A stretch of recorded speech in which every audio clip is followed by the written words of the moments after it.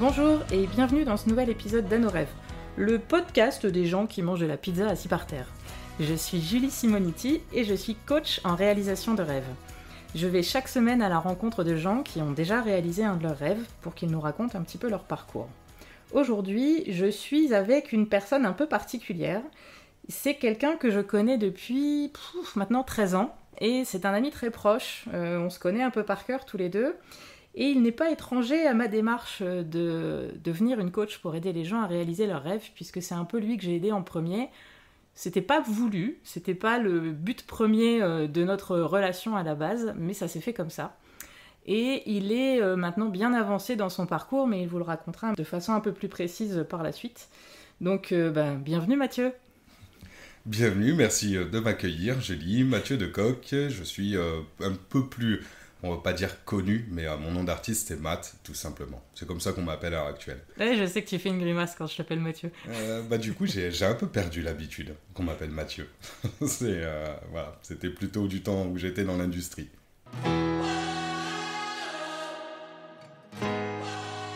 Est-ce que tu peux te présenter rapidement au-delà de ton nom et puis présenter le rêve que tu as réalisé ? Eh bien, donc, moi j'ai 42 ans. Alors, on va commencer dès le départ sur une petite, pas retenue, mais une petite précision. Je ne considère pas vraiment avoir réalisé mon rêve, mais par contre, je suis sur le chemin de cet accomplissement. Et en effet, l'un des points de départ a été la rencontre avec toi. Et mon rêve, tout simplement, de vivre de mon art. Alors, en ça, je peux considérer qu'il est réussi, vu qu'à l'heure actuelle, je vis de mon art, mais pas encore sous la forme vraiment que j'imaginais au début ou que je vise à mes débuts. Alors, si tu considères que tu n'as pas encore atteint ton rêve, est-ce que tu peux au moins nous expliquer ton point de départ ? Où est-ce que tu étais avant de commencer ce cheminement ? Et qu'est-ce que tu vises ? Ou en tout cas, qu'est-ce que tu visais à l'époque où tu as commencé ton cheminement ? Au point de départ, moi j'étais dans l'industrie, j'ai travaillé 15 ans à l'usine, où j'ai fait beaucoup de choses, beaucoup de postes. Et j'avais cette passion pour le dessin, énormément de gens qui me disaient que c'était dommage, que j'en n'en vive pas, mais j'avais ce gros problème d'être autodidacte et de ne pas avoir vraiment de réseau dans ce monde-là.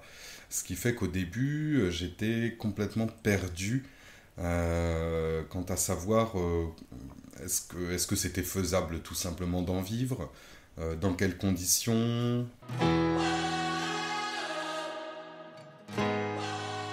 Et alors, quel a été le déclic ?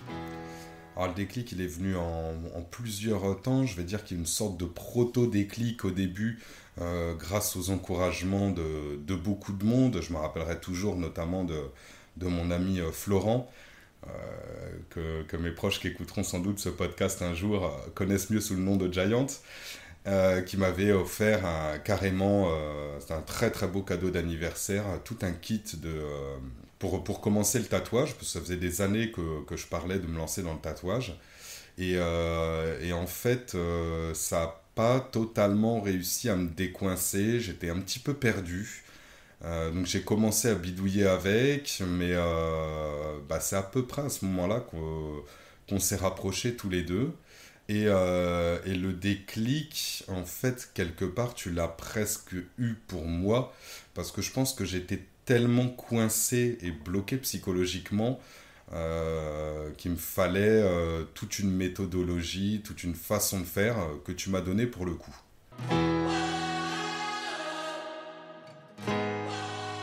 Est-ce que tu peux décrire cette méthodologie ? Bien sûr, je pense que c'est l'un des points les plus importants de ton émission pour ceux qui nous écoutent.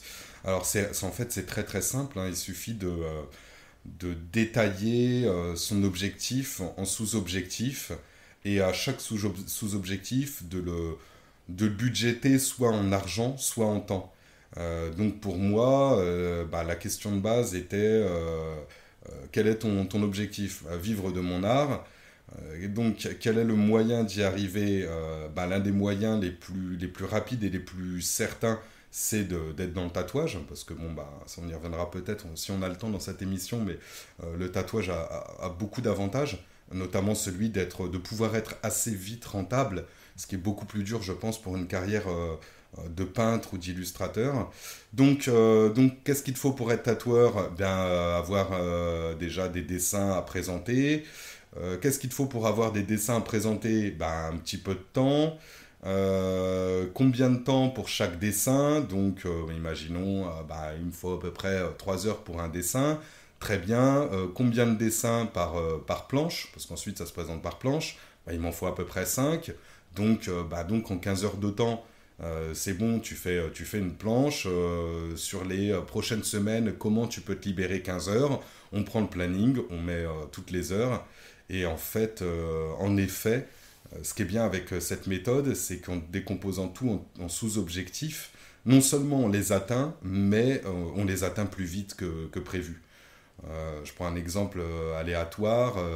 Il va y avoir un moment, un côté administratif. Donc, par exemple, il faut que je me déclare en auto-entrepreneur. Combien de temps ça va me prendre ? Oh là là, je sais pas, on va dire, 3 heures. Et puis, en fait, on se lance sur Internet. On remplit le formulaire en 1 heure.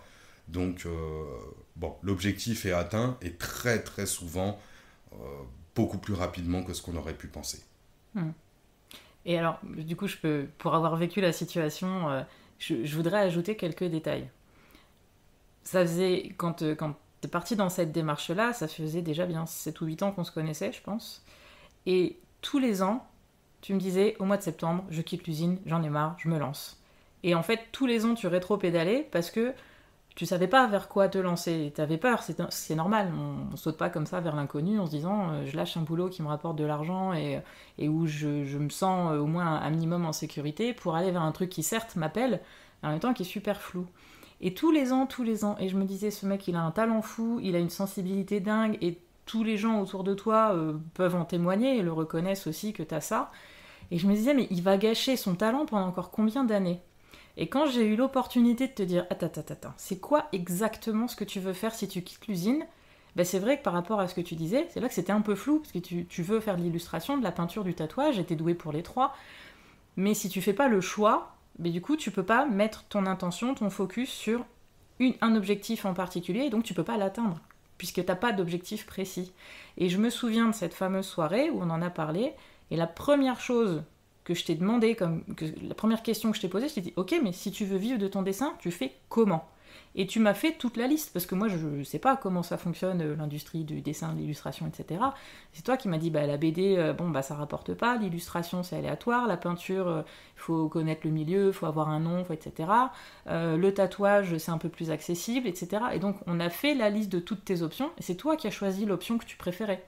Et ensuite, on a fait, effectivement, comme t'expliquais, toutes les étapes, et je crois que c'était, je sais plus, c'était fin mars ou début avril qu'on a fait ça, je me souviens que c'était au printemps, et tu m'as fait la liste, cette soirée-là, de toutes les étapes pour atteindre ton objectif que tu avais défini en début de soirée, en disant, voilà, au mois de septembre, je veux pouvoir demander une rupture conventionnelle de mon boulot à l'usine, et puis devenir apprenti dans un shop de tatouage.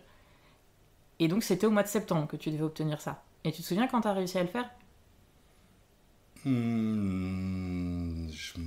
Avant. Largement avant. Largement avant, juin, début juin, je dirais. Ouais. Et ta rupture conventionnelle, tu as eu un accord pour en tout cas entrer en négociation pour obtenir ta rupture, je me souviens, au mois de juillet.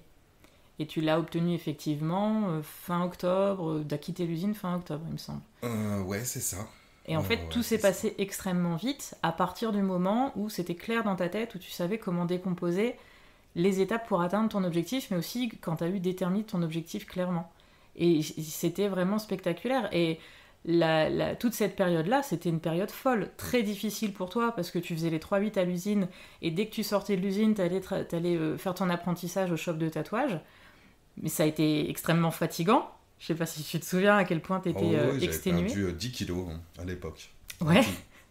Et tu regrettes du coup d'avoir passé cette période-là ? Alors, je regrette surtout de l'avoir largement repris. Je pense que j'ai même repris 10 kilos. Je parlais pas des kilos. Mais non, je la regrette pas du tout. C'est dans la suite que je regrette de ne pas avoir pris un temps pour me poser et d'être tombé finalement un petit peu dans mes travers de base.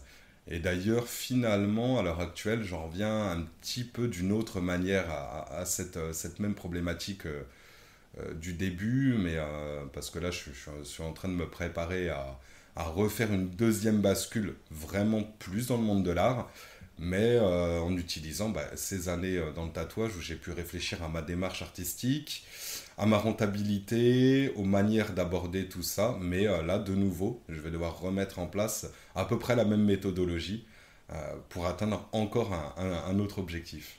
Donc finalement, tu repasses en phase d'attaque. Tu vas plus être en vitesse de croisière comme tu as pu l'être depuis quelques années où tu avais trouvé un rythme dans le tatouage. Là, si tu t'attaques à un nouvel objectif, donc à nouveau, tu vas devoir accélérer un peu, ou en tout cas augmenter ton volume de travail, le temps de trouver une nouvelle direction. Pas tant que ça, je pense, pour le coup, parce que justement, j'ai appris de mes erreurs. Et je pense qu'une des choses qui me bloquait aussi énormément, c'était la crainte, et c'était quelque chose, alors que je répétais souvent à l'époque, sans doute aussi une bonne raison de ne pas avancer, mais qui n'était pas si fausse que ça, ni infondée dans le fond. J'avais déjà eu l'intuition que un rêve peut très vite devenir un cauchemar. Et quelque part, ça me servait aussi de prétexte, ouais, en effet, pour pas avancer, de garder ça à l'état de fantasme dans ma tête, ce qui me donnait une sorte de béquille psychologique où quand j'en avais trop marre de ma situation, je rêvais en me disant bon c'est pas grave, au pire un de ces quatre, tu lâches tout, tu te lances, c'est sûr ça va marcher. Et en même temps je le faisais pas. Comme ça il y avait un certain confort en fait à garder ça à l'état de fantasme quoi. Et pour le coup en l'ayant fait, en effet, un rêve peut très très vite devenir un cauchemar. En effet, c'est pas du tout la même chose, quoi. C'est pas du tout la même chose. Parce que du coup, tu considères que c'est devenu un cauchemar? Non, mais il y a quand même un côté très dur. Il y a des phases de doute. Il y a la situation de l'auto-entreprise qui est compliquée. Il y a la peur de l'avenir, hein, parce que le carnet de commandes se remplit, mais on connaît aussi des moments plus calmes qu'il faut utiliser différemment. Il faut vraiment avoir une confiance en soi. Il y a tout un travail personnel sur soi à faire, Mhm. et qui est pas forcément facile. Et Qui alors, renvoie aussi à des choses très profondes. On a tous nos blessures, notre conditionnement psychologique. Chez certaines personnes, c'est pas pour rien que la psychanalyse existe. Ça peut prendre une vie entière pour dépasser des choses qui remontent à l'enfance ou à d'autres facteurs, en tout cas qui sont très profondément enracinés en nous. Donc pour les bouger, ça demande beaucoup de douceur, de temps, de patience, de confiance. C'est vraiment la métaphore, c'est de faire pousser quelque chose dans un jardin. Donc ça demande de l'attention, de la bienveillance et puis du lâcher-prise aussi. Et moi, qu'en ai très peu, c'est vraiment des choses qu'il me faut dompter enfin, doucement, mais évidemment, ma psyché a des grosses résistances, quoi. Donc avec les angoisses qui vont avec, ce genre de choses.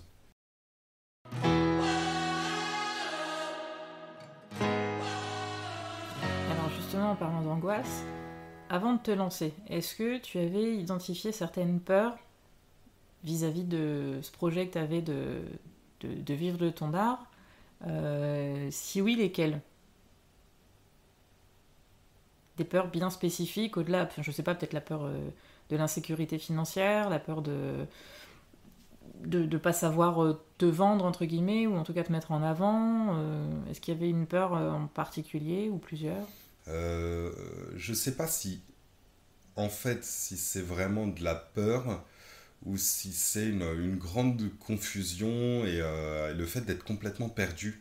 Je me rappelle au tout début, quand j'avais une demande dans l'illustration, j'arrivais même pas à donner un prix. J'avais aucune idée.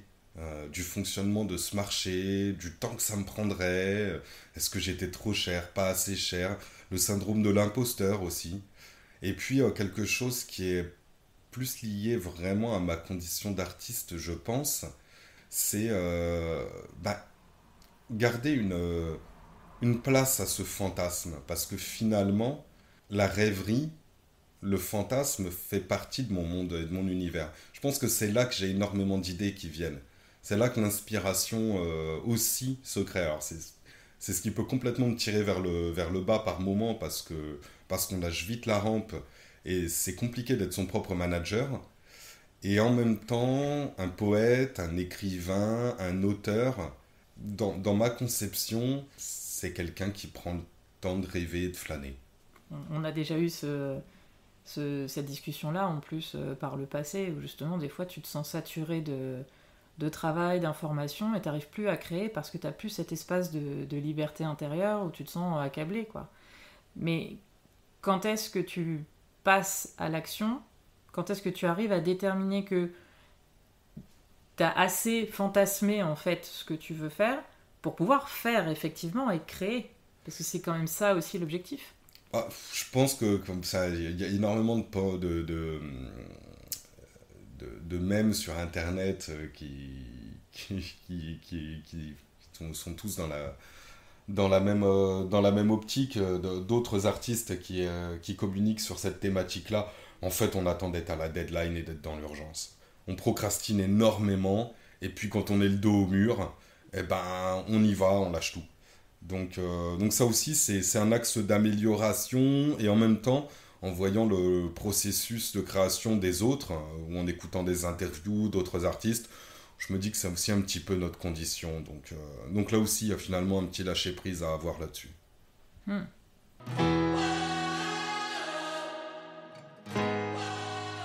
Et alors, comment concilier les impératifs de la gestion d'une entreprise avec les impératifs de liberté et d'inspiration qui sont nécessaires pour la création artistique? Pour le moment, c'est vraiment fait au fur et à mesure du temps, au fil de l'eau. La prochaine étape va peut-être consister à prendre un manager. Je suis en pleine réflexion sur les moyens justement de faire évoluer tout ça. La chose qui m'apparaît évidente à l'heure actuelle, et là d'ailleurs j'ai ouvert mon propre salon de tatouage avec mon associé Alex sur Amiens en partie pour cette raison-là, c'est de s'entourer. De s'entourer d'autres artistes, d'échanger avec eux, c'est fondamental, c'est complètement déculpabilisant, c'est super enrichissant. Il y a énormément de gens très humains, pas avares de conseils du tout. Et on se sent beaucoup moins seul, on se soutient les uns les autres.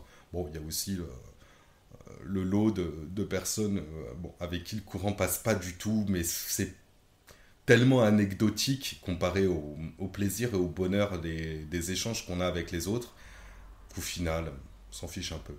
Mais c'est marrant parce que, alors, on est qu'au 3e épisode de mon podcast sous forme d'interview, et t'es la 3e personne qui me dit il faut s'entourer. Il faut pas rester tout seul.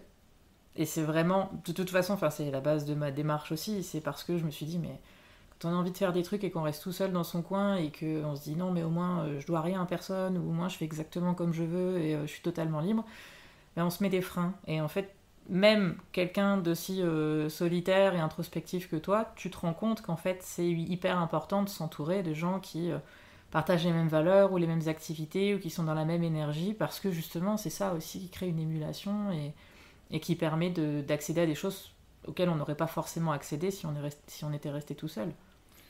C'est même primordial.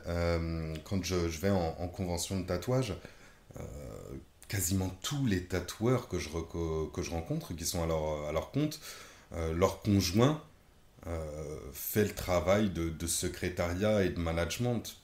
Je ne connais pas d'artiste tatoueur qui a son salon seul. J'en connais pas. Et moi, personnellement, j'aurais jamais pu ouvrir le mien si j'étais pas associé avec Alex. C'est littéralement impossible. La charge de travail est beaucoup trop élevée et la charge mentale aussi. Donc, sans être épaulé, c'est peine perdue. Alors, on passe à la question qui fâche. Qu'est-ce que tu as eu l'impression de rater? Qu'est-ce qui a planté? En quoi tu... Est-ce que tu as eu des échecs en fait dans ce parcours-là? Et si oui, lesquels? Est-ce que tu as compris pourquoi? Ou est-ce que tu en as tiré une leçon? Bah, mon grand échec a été de lâcher mon appartement. J'avais un appartement à l'époque que j'adorais réellement dans un contexte qui moi me parlait énormément. Je suis en pleine réflexion d'ailleurs là-dessus et je pense que c'est pas pour rien parce qu'on est exactement aussi à la même époque où je l'ai lâché, à peu de choses près. En tout cas, dans mon souvenir, c'est comme ça, où je suis arrivé dans celui-là, en tout cas, à cette époque-là, dans l'appart dans lequel je suis à l'heure actuelle. Et il y a peu de temps seulement, j'y suis retourné. Je pense qu'il y a un côté où je le fantasme un petit peu aussi. Bref, en tout cas, ça a été de me couper de ma petite bulle à moi trop rapidement et de sous-estimer que dans une activité artistique, le lieu dans lequel on vit est extrêmement important. L'atelier qu'on crée, cet endroit doit être inspirant. Ça doit être une petite... on a besoin d'une bulle à nous, complètement à nous, dans laquelle on peut créer en toute sérénité. Et comme toujours, l'un de mes problèmes dans la vie, c'est l'angoisse et la peur. Et à l'époque, donc, j'ai tout lâché pour venir habiter chez toi. Et en fait, dès le départ, j'ai eu la sensation d'avoir commis une erreur. En plus, bon, après, on a vraiment joué de malchance parce que juste très peu de temps après, il y a eu la crise du Covid qui est arrivée. Et Avec les confinements. les confinements. Et moi, le fait d'avoir perdu tous mes repères professionnels, personnels, géographiques, je pense qu'il y a une sorte d'écroulement un petit peu psychologique à ce moment-là. Et qui a duré longtemps parce que je pense même qu'ensuite il y a eu le problème aussi du jour au lendemain de ne plus dessiner pour soi, d'être toujours dans des commandes. Au début, ça prend énormément de temps. En ce moment, je suis en train de former un apprenti. Je vois qu'il a les mêmes difficultés et on les a tous eues au début. Quand on a une passion qui est un exutoire et que du jour au lendemain, elle devient notre vie, notre métier, du coup, on perd le côté passion. Ça, je pense que c'est un problème que tous les métiers passion rencontrent. C'est l'un des problèmes qu'on rencontre tous. C'est que du coup, cet exutoire qu'on avait, on l'a plus. Il faut en créer limite un autre. Ou alors s'aménager des temps pour pouvoir recontacter vraiment la base de cette passion. Et c'est pas si simple que ça. Hmm. Pour avoir vécu ça aussi, pas dans le milieu du dessin, mais dans le milieu de l'équitation, quand je suis devenue prof d'équitation et que je me suis... que je me suis professionnalisée là-dedans, moi, je me souviens au début, sur mon premier poste, quand j'ai commencé à travailler à Senlis, je me réveillais le matin, j'avais le sourire jusqu'aux oreilles en me disant on va me payer pour monter à cheval et on va me payer pour donner des cours. Mais en fait, je le ferai gratuitement, moi. Et j'avais cette espèce de phase d'euphorie comme ça qui a duré quand même quelques années, on peut dire. Et, euh, et c'est vrai qu'il y a cette crainte de perdre le sentiment de liberté aussi que ça donne de pratiquer cette passion, parce que c'est aussi une forme d'identité qu'on a. Mais moi, ce que j'ai trouvé dans le fait de faire ça de façon professionnelle, c'est que c'est devenu véritablement une part de mon identité. C'était plus juste un loisir, c'était plus c'est mon hobby, quand j'ai 2 heures, je vais faire du cheval. C'était je fonctionne comme une enseignante et a fortiori d'équitation. Et ça a changé vraiment ma psyché. Et je sais pas si toi tu le ressens comme ça, mais c'est quelque chose qui devient naturel, c'est comme un prolongement de soi, alors qu'avant c'était, moi je le ressentais comme un truc à côté, c'est voilà, ça fait partie de mes hobbies, des à côté de Julie, mais maintenant c'est devenu moi. Ça m'évoque deux choses. La première, mais bon, on est parti pour parler de moi, pas de toi, mais c'était une chose qui m'avait interpellé quand on s'est connus de manière plus personnelle, c'était que tu ne montais pas à cheval. Tu avais complètement perdu la dimension de plaisir personnel. Je montais les Euh, chevaux de mes cavaliers. oui, tout comme moi à l'heure actuelle, je dessine des commandes des autres, Mm. mais j'ai beaucoup de mal à dessiner pour moi. Et je sais que la première étape de ce cap que je suis en train de franchir va être d'inverser mes priorités et de me dire que ce qui est important pour moi, c'est de dessiner, et c'est quelque chose d'ailleurs que tu m'as souvent répété, de faire ce qui me nourrit. Donc de trouver un temps dans la journée, dans la semaine, de m'organiser pour dessiner pour moi, juste par passion. Et ce qui est vraiment pas si simple. Et l'autre chose que ça m'évoque, et d'ailleurs on a commencé l'interview par ça, c'est que je suis devenu maths. En fait, dans le tatouage, on est très très nombreux à avoir des pseudonymes, pour plein de raisons en fait. Et c'est vrai que à l'heure actuelle, le fait qu'on m'appelle Mathieu, par exemple, m'interpelle. Donc je suis devenu maths. Et étrangement, quand il y a quelques mois de ça, j'ai réfléchi vraiment très profondément à reprendre un autre projet artistique personnel, beaucoup plus lié à l'illustration et à la peinture. J'ai réouvert, sans en parler à qui que ce soit, même si je vois qu'il y a deux, trois personnes quand même qui sont allées zioter depuis, un compte Instagram et une page Facebook en mon nom et prénom propre, de nouveau. Donc il y a en effet ce phénomène d'identification à son activité. Et là, je pense que je vais redevenir en partie moi-même. Mais c'est compliqué parce qu'en tant que tatoueur ou prof ou n'importe quoi, on est autant apprécié parce qu'il y a une grande dimension humaine dans ce qu'on fait, Oui, pour l'aspect technique autant que pour la personnalité. Exactement. Et on comprend mieux pourquoi Prince n'arrêtait pas de changer de pseudo. Ça peut être, en effet. Oui, ou que d'autres, comme David Bowie, en parlent souvent dans leurs interviews. C'est un phénomène très très connu. À un moment, tu deviens Ziggy Stardust et tu oublies complètement que tu t'appelles David. Est-ce que c'était juste son image publique et qu'en privé, il gardait son identité perso ? C'est peut-être une façon aussi d'enlever un peu de pression sur sa personnalité privée et de pouvoir dériver, enfin, tu vois, dévier un petit peu les regards des fans.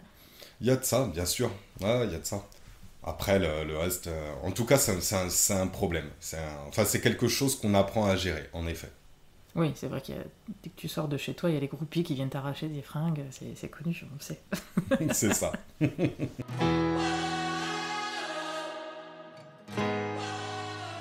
De quoi tu es le plus fier dans ton parcours jusqu'à présent ? Ces derniers temps, d'avoir repris vraiment le plaisir de découvrir des gens. Comme tout le monde, hein, dans le tatouage, on a énormément de périodes à traverser, parce que c'est quelque chose de très prenant psychologiquement, émotionnellement. Les débuts sont très compliqués, on n'a pas une pleine maîtrise de ce qu'on fait, on se pose énormément de questions qui sont légitimes, hein, sur la cicatrisation, l'aspect de nos tatouages quelques années plus tard. Le syndrome de l'imposteur, c'est pas qu'un syndrome, parce qu'on l'est un petit peu, hein, faut appeler un chat, hein. On vend quand même une prestation sans avoir le recul nécessaire pour le faire vraiment d'une manière complètement professionnelle. Je comprends pas pourquoi tu dis ça, puisque tu as quand même 5 ans d'expérience derrière toi. Maintenant, oui, mais là, je parle des débuts. Ah oui. Au début, d'accord. C'est compliqué, et d'ailleurs, c'est ce qui se dit. Un tatoueur met globalement entre 2 et 3 ans avant de ne plus être apprenti, avant d'avoir une certaine aisance, dextérité et contrôle de la cicatrisation et du vieillissement de ses pièces, et met environ 5 ans avant de se spécialiser. Et c'est exactement les étapes que tu es en train de vivre. Mmh. Et est-ce que tu es fier de ton évolution technique, en dessin ou en tatouage ? Parce que je me souviens que tu étais très dur avec toi-même au début, quand tu as commencé ton apprentissage. Et moi, j'ai vu évoluer ton style et les pièces que tu mets en lumière sur tes comptes, etc. Et je trouve que l'évolution, elle est assez spectaculaire. Mais est-ce que toi, tu es conscient de ça ? Est-ce que tu en es fier ? Est-ce que tu trouves que c'est pas encore assez bien ? Non, j'en suis pas fier. Je suis confiant et je remercie Une immense majorité de mes clients, j'aime pas trop ce mot, parce qu'avec on crée vite des liens, réellement, je les considère pas vraiment comme des clients. Après, de nouveau, il y a une sorte de... C'est tout le problème de la spécialisation dans le tatouage. Bon, heureusement, j'ai eu des discussions salvatrices avec d'autres professionnels qui m'ont expliqué un petit peu la manière dont aborder ça, qui passe de nouveau par des phases assez compliquées au début. Il faut énormément proposer pour avoir une ou deux demandes qui correspondent vraiment à ce qu'on veut faire. Après, et puis après, ça fait boule de neige. Moi, j'ai encore plusieurs problèmes à élucider qui, je pense, vont trouver leur réponse dans le lâcher-prise, tout simplement. Ouais, en redessinant pour le plaisir, tout simplement, mon style. La grande difficulté, c'est qu'à la fois, c'est une question d'organisation, mais dans le cadre artistique, l'inspiration, elle se commande et elle se commande pas. Donc il faut quand même essayer de trouver un mode de fonctionnement qui puisse allier une grande rigueur avec une grande souplesse. Et ça, c'est pour l'instant, je suis vraiment sur le chemin. Je peux pas dire que je l'ai trouvé. Donc c'est plutôt positif alors. On est dans la bonne direction en tout cas. C'est positif parce que de toute façon, ça soulève des choses très profondes. Donc c'est aussi une réalisation intérieure en tant qu'être humain. La recherche de sens. Et aussi la recherche de discipline intérieure et de lâcher prise. Et je pense qu'elles sont deux buts philosophiques profonds chez l'être humain. Eh bien, je trouve que c'est une belle transition pour ma prochaine question. Si tu avais un conseil à donner à quelqu'un qui souhaiterait réaliser son rêve, peu importe le rêve, pas forcément un rêve artistique ou un rêve professionnel, ça peut être un rêve sportif, un rêve de voyage, un rêve de rencontre amoureuse, peu importe. Quel conseil tu donnerais à une personne qui voudrait réaliser son rêve mais qui n'ose pas se lancer? De sortir, d'aller voir des gens, d'en parler. Tout simplement, d'aller voir des gens qui les inspirent, même si au début on est timide, c'est pas grave. Par exemple, quelqu'un qui a envie de voyager, ben déjà qu'il aille sur des... On a la chance en France d'avoir quand même beaucoup d'infrastructures, beaucoup de choses sur le plan culturel, beaucoup de salons, de se documenter, de commencer par ça, se documenter un petit peu, et le plus vite possible d'aller sur le terrain. Donc d'aller dans des salons. C'est peut-être pas là tout de suite qu'il aura le cran de parler à certaines personnes. Mais de salon en salon, naturellement, des discussions vont se créer. Et par l'échange, par le miroir que nous apportent les autres, on rencontre quand même régulièrement énormément de personnes inspirantes. Donc à partir du moment où on a fait juste un petit travail personnel sur l'ego pour ne pas s'arc-bouter sur les quelques rencontres, réponses négatives ou décevantes qu'on va avoir, on se rend compte qu'en fait, la grande majorité de ce qui arrive dans nos vies est très très positif. Donc on peut largement s'appuyer dessus pour progresser.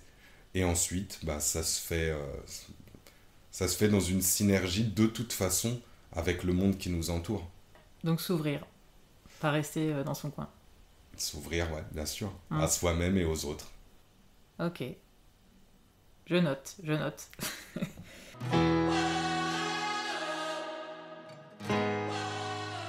Dernière question.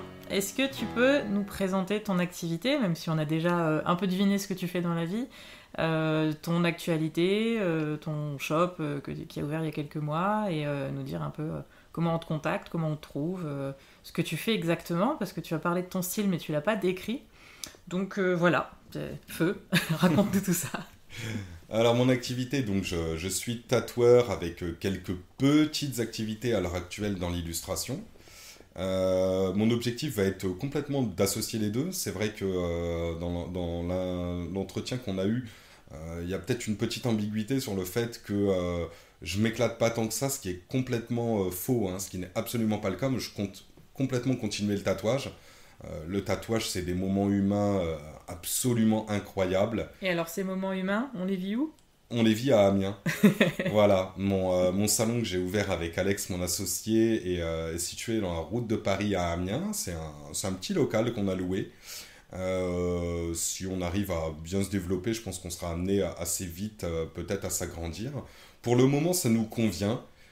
Ça fait un cadre assez intime qui nous permet de prendre le temps, justement, d'être avec les gens et de parler avec eux dans une ambiance décontractée. Et alors, pour donner le ton, pour savoir un petit peu quel genre de public vous ciblez, c'est quoi déjà le nom de votre shop ? La Moria. Alors, la Moria, pour ceux qui ne connaissent pas, c'est les mines dans lesquelles Gandalf affronte le Balrog dans Le Seigneur des Anneaux.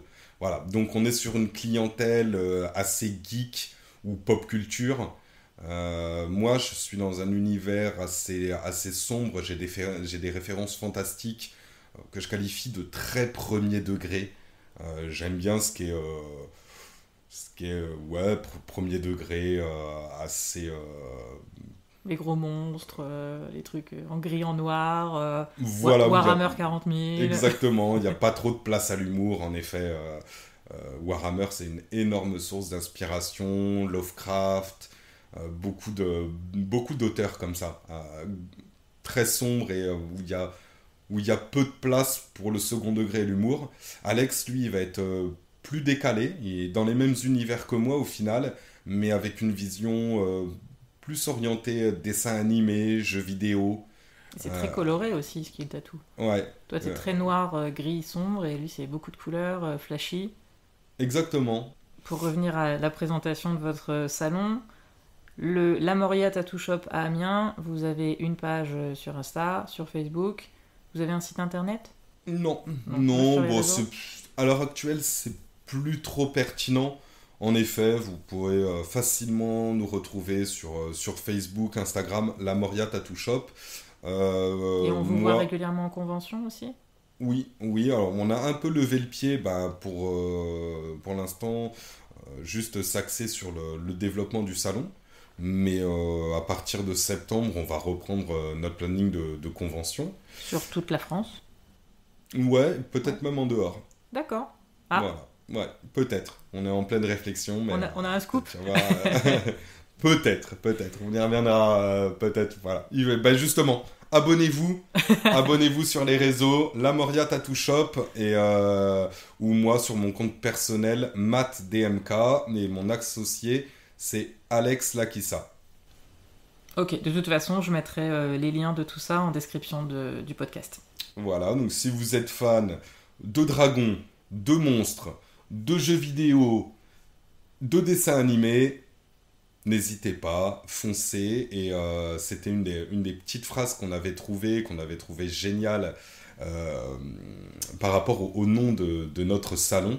C'est que quand Gandalf entre dans les mines de la Moria, il doit résoudre une énigme qui est en elfique. Et l'énigme signifie « parler, amis et entrer ». C'est marqué sur notre porte du salon. Et ça résume vraiment l'esprit dans lequel on aime vous accueillir. Donc venez, parlez, amis et entrez.